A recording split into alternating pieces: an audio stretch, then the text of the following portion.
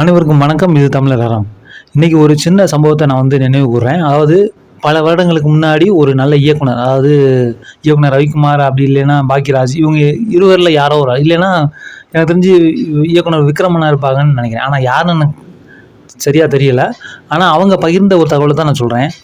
அதாவது வெளிமாநிலத்துலேருந்து ஒருத்தர் தமிழ்நாட்டுக்கு வராங்க.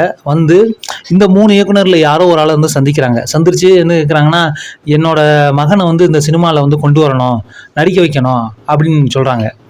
உடனே சரி பண்ணலாம், கண்டிப்பாக அவங்க திறமை இருந்தால் அவங்க வருவாங்க அப்படின்னு சொல்கிறாங்க.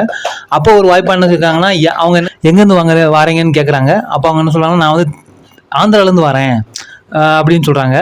அப்போ அவர் கேட்குறாங்க, அங்கேயும் சினிமா இருக்குல்ல, அங்கே ஏன் நீங்கள் சேரலை, அங்கே ஏன் அவங்க முயற்சி பண்ணலை, எது தமிழ்நாட்டுக்கு வரீங்க அப்படின்னாங்கன்னா, அவங்க சொன்ன ஒரே ஒரு காரணம் என்ன சொன்னாங்கன்னா, அங்கே நடிகராகலாம், பெரிய நடிகராகலாம், நல்லா சம்பாதிக்கலாம். ஆனால் தமிழ்நாட்டில் மட்டும்தான், தமிழ்நாட்டு திரையுலகத்தில் வந்தால் மட்டும்தான் என்ன ஒரு வாய்ப்பு இருக்குன்னா, சிஎம் ஆகிறதுக்கான வாய்ப்பு, அதாவது முதல்வராக வாய்ப்பு இருக்குது அப்படின்னு சொல்கிறாங்களாம். இதை பல வருடங்களுக்கு முன்னாடி ஒரு இயக்குனர் பகிர்ந்தார். இதில் என்ன நம்ம சிந்திக்க வேண்டியது என்ன இருக்குன்னா, நாடாளுறதுக்கு ஒரு நடித்து ஒரு அனைவருக்கும் தெரிஞ்ச முகமாக இருந்தாலே போதும், அதுக்கு தகுதி ஆயிடுவாங்க அப்படிங்கிறது இந்த விடயம் மூலமாக நம்ம தெரிய வருது.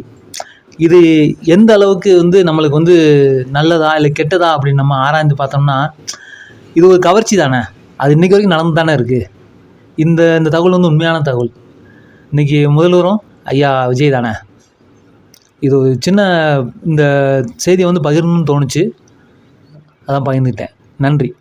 இந்த மாதிரி நிறையா தகவல்களுக்கு என்னோடய சேனலை சப்ஸ்கிரைப் பண்ணுங்கள். நன்றி.